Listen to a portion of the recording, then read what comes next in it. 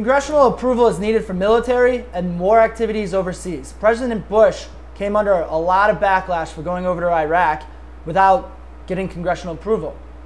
Today, and recently, Barack Obama is saying that he doesn't feel it's necessary for the small role and the supporting role that the U.S. has over in Libya. Now, your thoughts on this? Do you believe in what Obama is saying, that since we have such a smaller role that it's not necessary, or do you think every time we go over there, congressional approval is needed? Well, as with a lot of things that he's done, I think that he tends to legislate foot-in-the-door policies. I've found that the things that he likes to do are they start out small, and then he uses them to wiggle his way into doing something that's far larger than anyone thought initially. And although I don't have any real reason to believe this, it strikes me as though this could potentially be used as a moving away from the need for congressional approval for wartime policies in a larger sense. We've been talking about the democratic movements in the Middle East for the last 2 weeks now, and this is something that is clearly just a very small scale for what it is going to end up eventually being.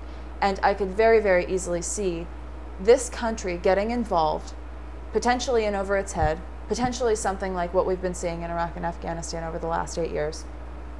And if we don't get approval from Congress to work with things like this, a lot of times then you also lose the approval of the people, because it seems like you're doing something clandestine. It seems like you're doing something where you don't feel either that you need approval because you have the power, and as the president, obviously he thinks that he does. And it also looks like you don't care what other people think. You don't care what Congress thinks, maybe it's not such a big deal. But you not caring what Congress thinks then means that you don't care what the congressional constituents think. And that is, by any other definition, the people. That can create a real backlash, as we saw with Bush. His results plummeted in the polls after he went to Iraq without congressional approval. And even though we have a very limited role in Libya right now, that's not to say that in 6 months, in a year, in 5 years, we won't have a much larger role in the Middle East than we do right now. We've been talking about pulling out of the Middle East for quite a while now under Obama. And that's something that we've begun to do.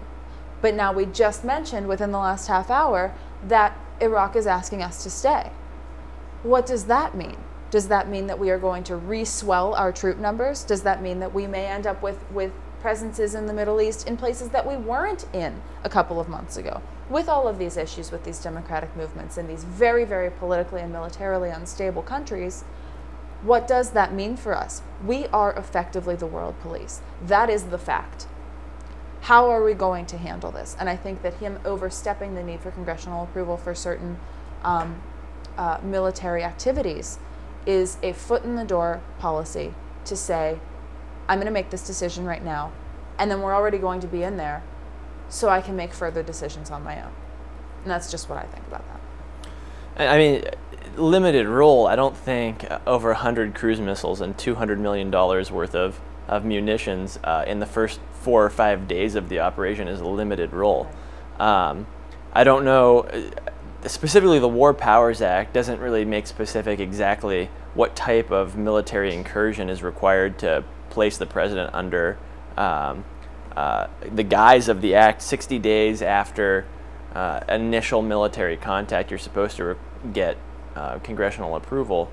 I don't think it is as subjective as President Obama wants it to be. I don't think he could just say that the military role that the United States is involved in isn't significant enough, that it's NATO that's performing most of the significant military operations.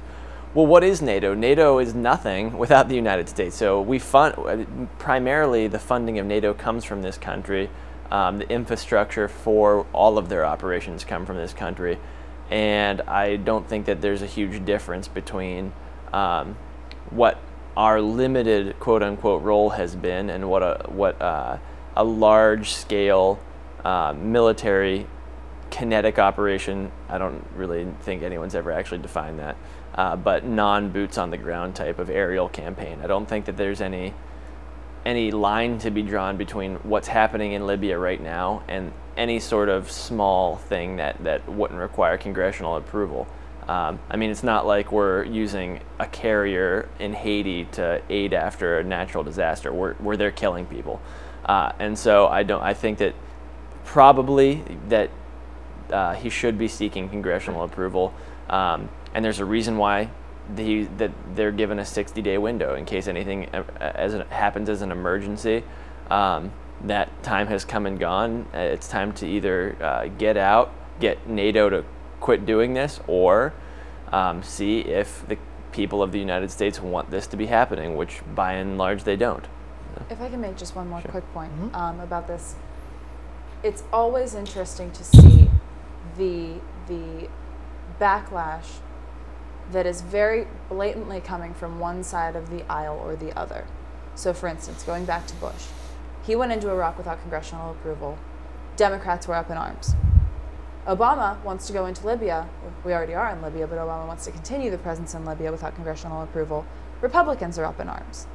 It's interesting to see the ideological persuasion that creates very similar characteristics in terms of actions, and simply the loyalties to the name, the loyalties to the brand, essentially, how they affect people's reactions.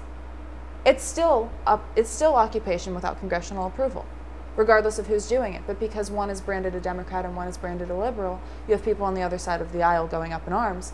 And it's not based on the issue, it's based on the name. And that really brings us to that discussion that we were having during the break of the Republican versus Democrat. They're really not that different. No, I completely agree. There's a number of things to touch on with Libya, and actually they connect to Bahrain. First of all, the War Powers Act has been shelved since the Korean War. The President of the United States has the right to deploy troops immediately if there's an imminent threat to the safety of the United States of America. That is not the case in Libya. We chose to go in because we have reserved for our right historically to pick and choose when we implement regime change. So the President does have the right when the United States is threatened, as well he should. So now this 60-day time limit has come up, and now he's kind of backloading and say, hey, by the way, I know I missed my deadline. Now can you give me support? There are a couple important parallels here too. Iraq. In Libya, everything, as Adam said, 200 cruise missiles in the first few weeks, easy money, just picking off targets right and left. Libya has done exactly what Saddam Hussein did. They went underground, they have created a guerrilla war, and now it has drawn out. So initially, in the first 3 or 4 days, we had amazing success. The Libyans realizing what everyone realizes, you cannot take the U.S. military on head-to-head. They went to guerrilla tactics, dirty tactics, and there have been at least 5,000 or 10,000 civilians lost in Libya. No qualms about getting rid of Muammar Gaddafi. But is that our right? Is that our role? What we have done there is we have chosen sides in what is a civil war. Don't get me wrong. Gaddafi is a poison. He's a bad leader. He has spent nothing on the infrastructure and education in Libya.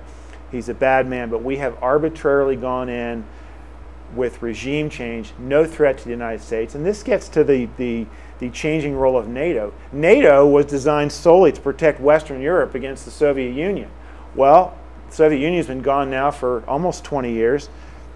NATO has now been used, and this is Clinton redefined NATO's role as a forward operating military force to secure Western interests. So NATO is now pushed into Eastern Europe, NATO is in Afghanistan, and NATO is now being used for regime change in Libya. We do not have a reduced role because, as Adam accurately said, the United States is NATO. So it's under the guise of NATO, and we have, it's like kabuki theater. We have backed off technically, but we're not because the United States is NATO. A couple other things. Part of what enabled us to go into Libya was having Arab cover, Arab diplomatic cover to go in there. How did we attain that? Well, that was Saudi Arabia, who dominates the Gulf Cooperation Council, the Persian Gulf states. Saudi Arabia is also the largest voice in the Arab League. The agreement is We let Saudi Arabia go into Bahrain, as we discussed earlier. They gave us diplomatic cover to go in and do regime change in Libya. So Bahrain and Libya are actually connected. We don't know what lies beyond here. And by the way, on the surface, the allies that we have chosen, these Eastern Libyans, are not necessarily all good guys. If you look back to the Iraq War, the largest group of participants that were non-Iraqi that attacked American forces came from Eastern Libya, came from the people that we are now allied with. So while Gaddafi is certainly a poison, we have chosen to take sides in a civil war, and the side we are on is not necessarily angels. And yet we have intervened, and we're implementing regime change. We're involving ourselves in a civil war which may not end too quickly. And now we're involved in 3 wars. Again, this idea, are we going to be a strong republic? Are we going to be an empire? Which brings up the point of, are our tactics working? Because like you said earlier, we are stuck in a lot of different countries. Are we taking over the world here? Are we going to have soldiers here, here, here, and here? I mean, is it going to be the Czech Republic of the U.S. or the U.S.2, formerly the country known as China? I mean, like, where are we going with this? Are we going to take over everywhere? Our tactics? How do we get in, get out, and then not have soldiers there for the rest of our lives? Like,